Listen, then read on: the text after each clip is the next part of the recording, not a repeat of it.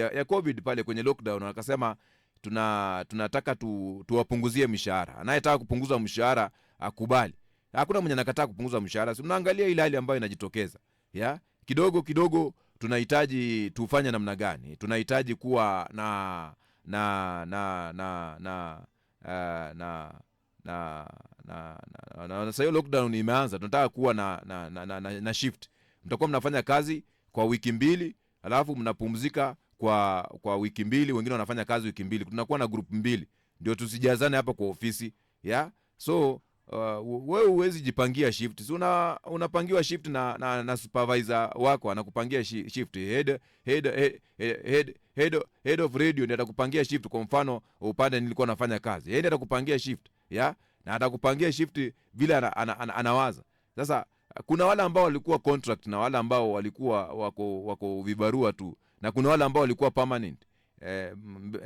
Kwa neema ya Mungu nikawa mimi niko kwenye wale ambao wako permanent. Lakini ukipata sasa wewe ukiwa kwenye permanent, haujapatiwa nafasi ya kuweza kuwa katika nafasi ya kuweza kuwa kwenye shift, wewe unapiga kiraka. My brother, my sister, siku zako zimepangwa na zinasubiria saa na dakika ya Mordekai kunyongwa. Hizo siku zimepangwa. Ukiona mtu ambaye yuko kwa contract, yeye amepatiwa full shift, wewe unapiga kiraka. Wewe kaa ukijua supu yako inachemka. Na mimi kabla ya haya yote, kuna wakati libaki nimesema kwamba hiyo gate mimi sitaondoka peke yangu. Wakati ambapo umenitoa, wakati huo nilikuwa Mungu ananisaidia kwenda kusoma inaitwa wapi? Uholanzi, Netherlands. Sasa yeye nilikuwa mtu wa mwisho kuweza kuniwekea ile inaitwa muhuri ya kusema kwamba nakubali aende kwa kusoma kwa mwaka 1.5, ndio kampuni itakuwa inamlipa mshahara, lakini namruhusu kwenda kusoma. Ya? Sasa wakati huo basi yeye ndiye anaandika proposal ya program nyingine, kunitoa kwenye chumba cha habari kunipeleka kwenye program ya usiku, na hapo anaulizwa nani anafanya program? Kantona ndiye atakuwa anafanya program. Ya? Sasa mimi hapo nimechukua loan na najua ni kujipanga, mambo yangu yamekuwa vizuri, ni kuondoka. Na hiyo Netherlands naomba Mungu siku moja nikanyage na nipige picha niseme hapa ni wapi, kwa sababu hiyo nafasi bado iko. Hapa ni wapi? Kwa sababu huwezi kuua kitu ambacho Mungu amekipanga. Hiyo Netherlands nitapiga siku moja picha nimekanyaga niseme na hapa ni wapi. Ya? Sasa nani atakuwa anafanya program? Ni fulani. Na kwenye ratiba tunajulikana vizuri, huyu anataka kwenda kusoma masomo ambayo namna hii anachukua muda wa mapumziko akaende kusoma, na kampuni itakuwa inamlipa mshahara. Ya, ni kitu ambacho kinafanyika kwenye makampuni mengi. Unahitaji kwenda kusoma kwa miaka 2, unakubaliana na kuepo na unaondoka. Sasa mimi hapo ndio hiyo ndoto ikakatizwa. Na hapo ndio libaki nimesema hiyo gate siku moja sitaondoka peke yangu. Tutaondoka tukiwa watu wawili. Ya, niliingia peke yangu lakini sitaenda peke yangu. Ya, tulikaa zaidi ya miaka 8. Ya, na baadaye inakuja ina happen. Sasa mimi nimewekwa kwenye shift za viraka. Yani sasa hauna kokote, you are there. Ya, yani sasa unaishi kwa hiyo neema. Mwezi wa 3, wa 4, wa 5, mwezi wa 6. Ya, mwezi wa 6 siwezi sahau siku ya 24 kama jana. Unapigiwa simu, wewe unafikiria unaitiwa kitu ya maana. Unaitiwa naitwa nini? Hata mimi sijui. Kuja tu HR ndiye anajua. Ukifika pale vitu vimepikwa, sasa ni kupokea. Sasa wewe unapakuliwa barua yako ukiondoka. Sasa mimi ikawa yule supervisor wangu ndio sasa mimi nilikuwa namfuata kwenye ile ofisi. Yeye akaingia na akatoka na bahasha yake kubwa na mnaye amebeba. Nikamuuliza tunaongezewa mshahara? Kuwa kusunduka. Nini nimemwagika? Mimi nielewe vizuri. Mimi sikupati vizuri. Usunduchi. Kuiranire bene. Tumemwagika unga. Turudie wenyewe. Sasa mimi wakati ambapo naingia pale wananiambia bana, na ama wewe pia unataka kulalamika vile mwenzako amelalamika. Mimi naambia kulalamika kuhusu nini? Ya? Kulalamika kuhusu nini? Hamna kitu cha kulalamika. Ile miaka nimefanya nanyi kazi, nashukuru sana. Na muda umefika wa kuondoka. Mungu alipanga kwenye barabara hii. Na ni hivyo mkinihitaji mtanipata. Simu yangu sitabadilisha. Na hivyo ndio nimebaki nimewapongeza na nikachukua barua yangu na nikaondoka kifua mbele. Why am I saying this? in the midst of COVID-19, the silence of COVID-19, there were people who were planning for sacking.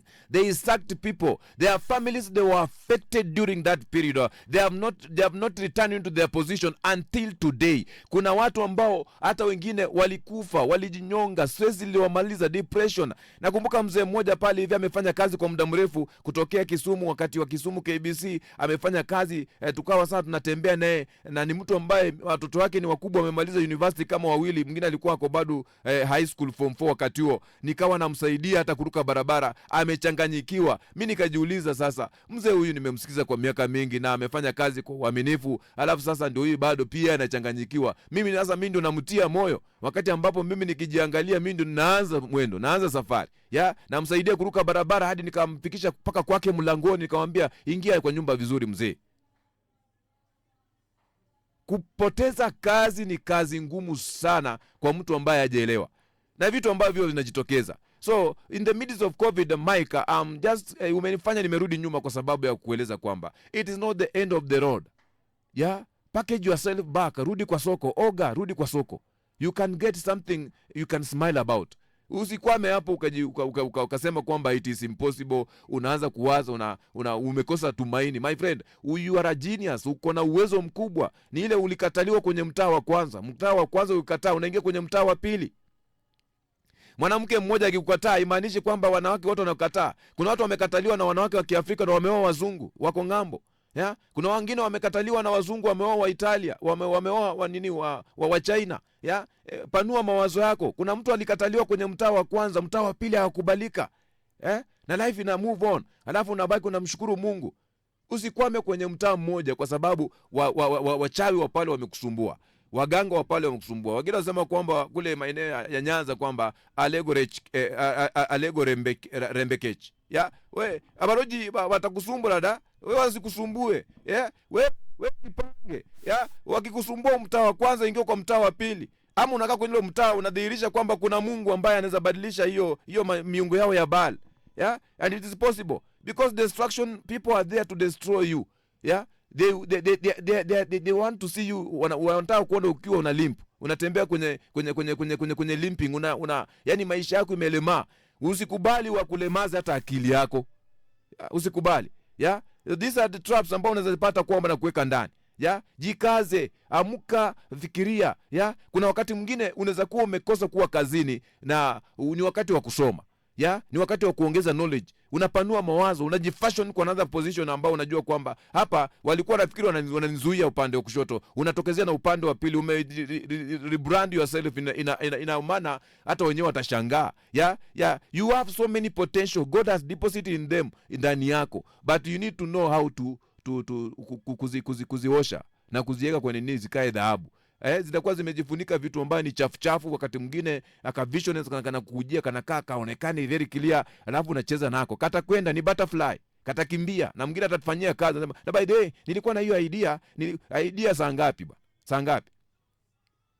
Saa ngapi? Ni wakati ambapo Mungu akideposit kitu ndani yako, you go with it mara moja. Na utajipata kwamba hata wale ambao walikutendea madhila hayo, kwa mfano nazungumzia wewe Mike, watakuja kutafuta kibarua kwako, watakuja kutafuta ajira. It's just a matter of time. So uamuka, position yourself. Haimaanishi kwamba wakati ambapo unafanya kazi ambazo hazipendezi kwamba ndio hatima. Wewe mwenyewe unaweza kudecide kwenye hatima yako, na ni wewe mwenyewe. Kuna watu ambao wamesoma hadi Makerere na baadaye wamerejea vijijini, na unashangaa aliyeingia Makerere na aliyo kijijini wanakaa aje. Na kuna wengine ambao namna hiyo Mungu amewasaidia, wamesoma kwenye vyuo vikuu ambavyo vinaonekana, but they are not packaging themselves kwa hiyo position ambayo walienda kunini. So inakuwa ni kama the paperwork it speaks, but when it come to implementation there's nothing. Na hakuna kitu mbaya sana, una taaluma, una karatasi kubwa, alafu kichwa ni danda head. Huwezi connect 1 to 2, yani inakuwa sasa watu watajiuliza haje. How did you achieve that degree when you cannot huwezi funga tu hata nini unasema wewe ni engineer na hata tu kufunga tu wire inakushinda. Unasema wewe ni sound engineer, lakini hata huwezi sikia hiyo sound peke yake, hata wakati ambapo una record ka kitu kao kadogo kanakaa namna gani. You need to be ahead of the game, na itakusaidia sana. Na najua kwamba kuna wengi ambao kama Mike ambao wame give up kwa sababu corona wamefunga mawazo yao na wameishi kwenye kufungwa kwenye hiko kifungo. Leo ni mwaka wangapi jamani? Miaka ngapi? You need to be progressive. Just imagine kutokea corona 2020. Leo tuko 25. Na hii 25 inakimbia, karibu inaenda. Ya tuko nusu ya mwaka inakimbia. So tutaongea 26, you are still in the same position ya kusema kwamba walinifanya, fulani ule alinifanya. Kwamba kuna mtu ambaye anaweza kubadilisha dunia. Ulinitupa mimi nikajiokota na Mungu wangu akanisaidia. Ulinitupa. So usikwamie kwenye mtaa wa kwanza when things are not working out. Unaweza kuishi kwenye mtaa wa kwanza madharau. Uingia kwenye mtaa wa pili watakupigia makelele wakikushangilia. Ile punda ambayo ilikuwa nakula, wakati ambapo Yesu alipanda kwenye punda, iliingia ikawekewa paka hata carpet. Maleso zinatandikwa. Kwa sababu ya kile kitu ambacho ile punda ilikuwa imebeba. Mtu wa dhamana. Kukua kitu cha dhamana ndio kiweze kupokelewa. Ukianza safari, lakini wakati wa kupigiwa makofi utakuja ukiwa umejipackage, and it's normal. Sasa ukikaa hapo anza kujihurumia, my friend, utajihurumia sana hadi siku ambayo unaingia kaburini. Ni makosa sana mimi kuzungumza hivyo, lakini ninajua ninakusaidia sana. Hiyo kidondo acha nikaioshe kabisa, niweke chumvi na nifinye kabisa uzai toke ndani, kwa sababu you cannot say ati tokea wakati ya corona haujaamuka na kufikiria. Yani sasa umekubaliana na hali how? How? We know very well what you can do. Move out. Wewe sema jaribu hata watu wakucheke, lakini unasema kwamba alijaribu. The guy tried, by the way. The guy tried. And that's how people wanajitokeza na wana stand out, wana shine. Lakini ukijikwamisha pale, kwa mfano wewe ni mwanariadha, utaki kwenda kufanya mazoezi. Unafikiria utashinda kwenye mbio yote ile hata ya kijiji? Lazima ukimbie pale, ukutoke kajasho pale, watu wakiangalia kweli anajaribu. Anajaribu. Wakati ambapo naingia kwa kiwanja, at least alikuja namba ngapi? Namba 100. Kidogo umekuja 50, kidogo namba 10. Kidogo ndio hivyo, ndio mtu anaenda ngambo anakuja na gold. That's how people go out here na wanakuja na gold. Si ati walianza ukiwa tu ma champions, hapana. Kuna mahali walianzia kwa mazingira ya ujinga, ya utoto, wakapitia pale hiyo mazingira ya shida, alafu baadaye anakuja pale hivi anaachieve, akiangalia nyuma, by the way anasema yani wewe ndio Mungu amenitoa kule. Watu unaona mtu anatoka machozi, si ati machozi ya amepigwa makofi, anaangalia penye Mungu amemtoa. Alafu baadaye anaangalia mateso aliyokumbana nayo. Alafu baadaye anaona achievement ambayo amepata. Machozi itakosaje kutoka?